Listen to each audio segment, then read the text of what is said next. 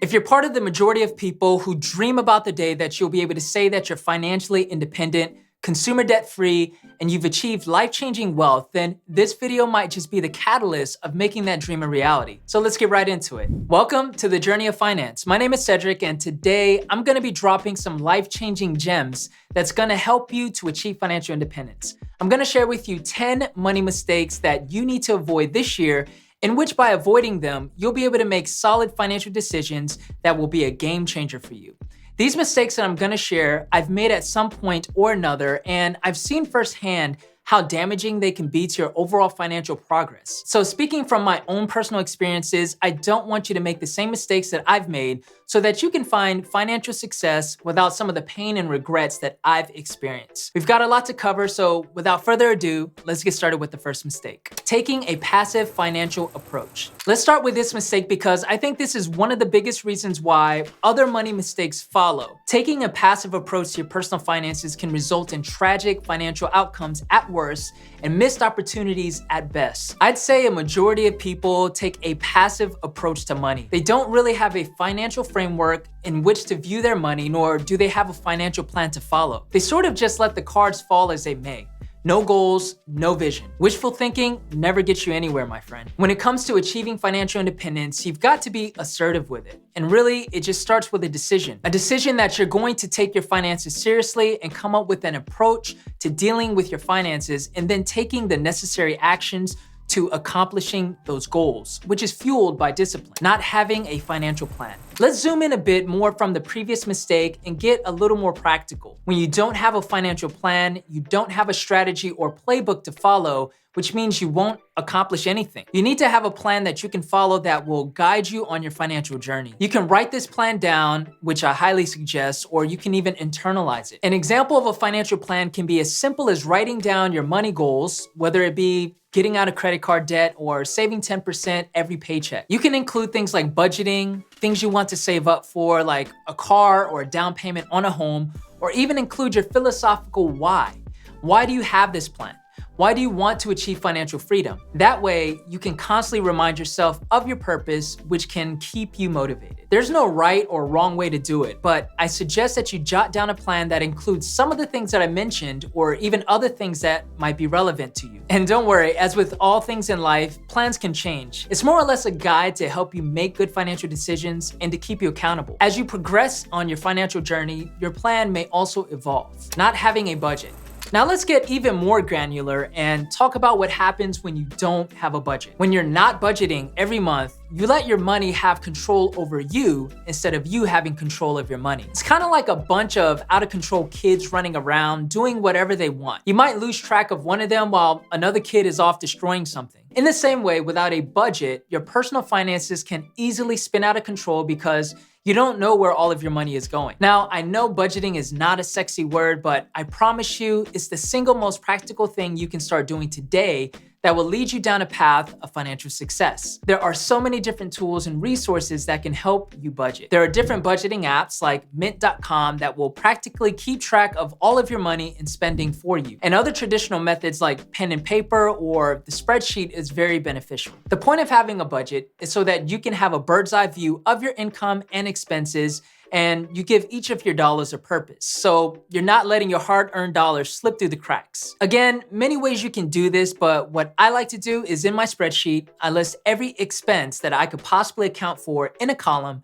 add up the total of those expenses, and subtract that amount from my income for the month. Basically, all the money that is left over, I can either save or invest. It's really that simple. I made a video going more into detail, which you can check out in the description below. Not having an emergency fund. An emergency fund is your own personal insurance policy, if you will. If something unexpected happens in your life that will cost you money, like your car breaking down, an emergency medical expense, or house repairs, then your emergency fund is there for you to access so that you can not only cover the expense, but you won't be tempted to borrow money in the form of credit cards, personal loans, or from your friends and family. If you don't have one, you run the risk of setting yourself back financially. So to avoid this, a general rule of thumb is to start with at least $1,000 set aside. You can keep this in a savings account, or if you're into the crypto sphere, a stablecoin that pays you a high percentage yield because banks are paying absolute garbage of an interest rate right now. But it needs to be accessible in case of an emergency. But as soon as you can, prioritize building your emergency fund to cover 3 to 6 months worth of expenses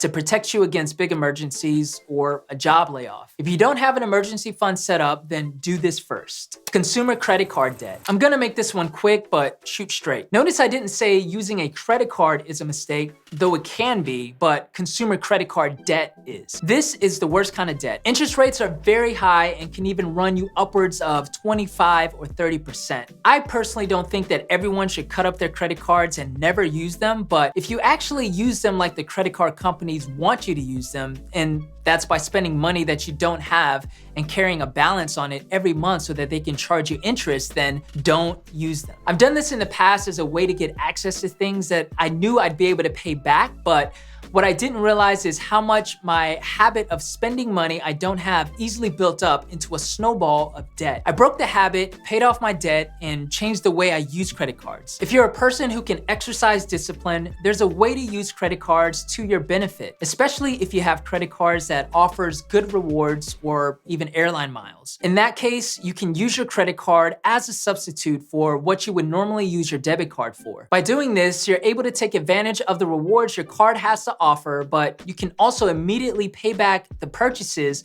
from your checking account with money that you budgeted for and never carry a balance on your card so you won't get charged interest. But if you're not disciplined enough to do that, then don't make the mistake of using a credit card, period. Allowing lifestyle creep to creep in. This is a temptation that we've all faced, and I've fallen victim of this one too. That moment when you get a promotion or pay raise at work and you think to yourself, now I can go buy that Tesla and replace my 3-year-old perfectly running car because I'm getting a raise. One of the biggest and most subtle money mistakes you can make is letting lifestyle creep or lifestyle inflation to happen, which is an opportunity cost financially. Just because you can afford to upgrade your lifestyle due to having more disposable income doesn't mean it's in your best interest. Especially when you are on a path to financial independence, take that extra increase and put that towards paying down your debt faster or supercharging your investments. I'm not against having nice things or upgrading your lifestyle, but it has to make financial sense for your situation. Keeping a lot of money in the bank. What drives me crazy is when I see people brag about the fact that they have $100,000 or $250,000 just sitting in their savings or checking account doing nothing. Well, that's not correct. I'll tell you what it is doing. It's losing value to inflation because inflation continues to push prices up year after year, and your $100,000 sitting in your bank account is literally losing purchasing power. If you're in a position where you have a large sum of money in the bank, unless you have it there for a specific purpose like waiting for opportunities for investments or to put a down payment on a home, you need to put that money to work through different investments. It doesn't make sense in most situations to keep money stagnant in a bank account just because it feels safe. You need to find ways to put those dollars to work through the stock market, real estate, or even crypto, just to name a few. Because that 0.1% interest that you're getting on your high yield savings account isn't enough to keep up with the 7.5% inflation report that just came out. Not investing your money. If you are someone who is serious about growing your wealth to achieve financial independence,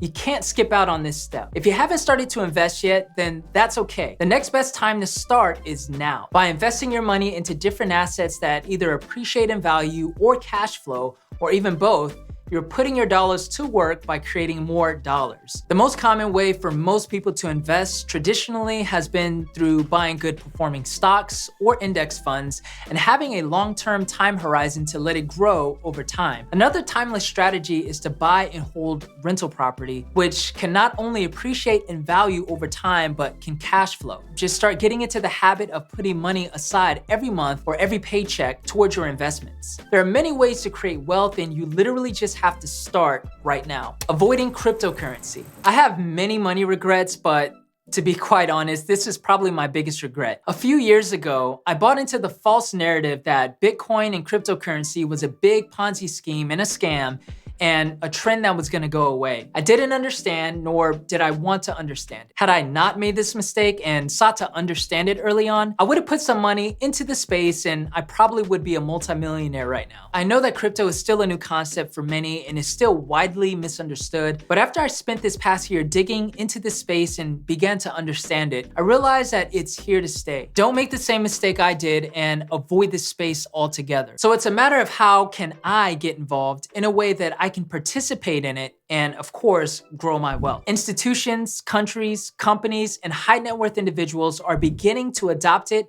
into their own portfolios or balance sheets. The truth is, with any disruptive technology that emerges, we'll always have a majority of people trash talking it and refusing to participate in it until they eventually participate in it. Back in the 90s, people said the same thing about the internet. People thought it was stupid to look at information like news on a computer screen when they had newspapers and magazines. No one thought that you could shop and purchase items online when malls still existed. But guess what? Everyone is on the internet now, and this is the new reality. Bitcoin and the crypto space is in its early infancy stages, like the internet of the late 90s. It's still volatile, and truth be told, many of the current projects may not even last long. But there will be clear winners in this space, and you don't want to miss out on being an early adopter. The final mistake is not educating yourself. Money and finance is one of the most important key aspects to our lives, yet most of us go our entire lives not educating ourselves on it. Sure, we can blame the school systems and colleges for not properly teaching us finance, but at a certain point, we need to wake up and realize that ultimately, the responsibility falls on us to make sure that we educate ourselves. Start by digging into different books. I have some good ones linked below. You don't have to agree with everything you read, but it's a good starting point to understanding and developing your own financial framework. Watch YouTube videos like the ones on this channel. Seek out mentors of people who have managed their money well. Whatever it is, seek to learn and grow so that your wealth can also continue to grow along with your knowledge. If you take all of these steps seriously and try to avoid them, then I can guarantee you that you will be in a much better financial position over time and will eventually achieve financial independence. If you found value in this video, then definitely smash the like button and share this video with people you know it will help. Thank you so much for watching. Subscribe to the channel if you haven't, and I'll see you in the next video. Peace.